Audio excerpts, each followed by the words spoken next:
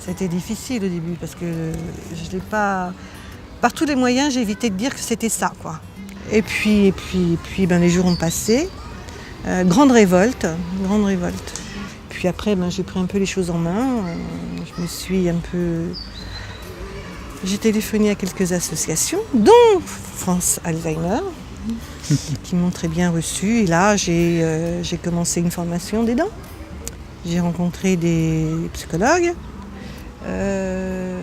C'était important parce que je parlais à des gens qui connaissaient bien la maladie.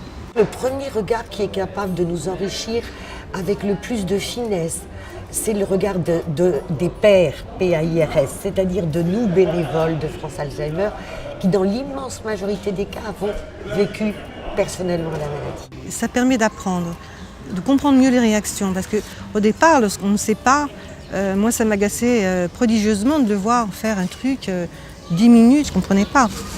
Et après, j'ai mieux compris. Donc j'étais beaucoup plus patient. Et quand je dis c'est vraiment l'école de la patience, c'est vrai. Il faut être patient, mais on est humain quand même.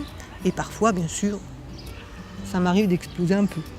La vie continue, elle ne vit pas suspendue dans une espèce de parenthèse. Elle vit dans son lieu de vie, dans son environnement matériel. Tout dépend où on vit. Nous avions un projet bien avant sa maladie. On s'était dit il serait bien d'avoir un petit pied-à-terre en province et de garder quelque chose à Paris. Et puis avec cette maladie, on l'a laissé un peu de côté. Et en début d'année, je me suis dit, on continue notre projet de déménagement.